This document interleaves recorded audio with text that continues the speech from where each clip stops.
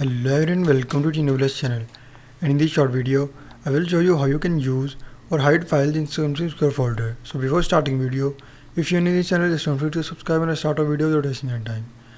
So to use Secure folder in Samsung Galaxy M51, first of all you just need to go to settings and then follow every step as I am showing you in this video.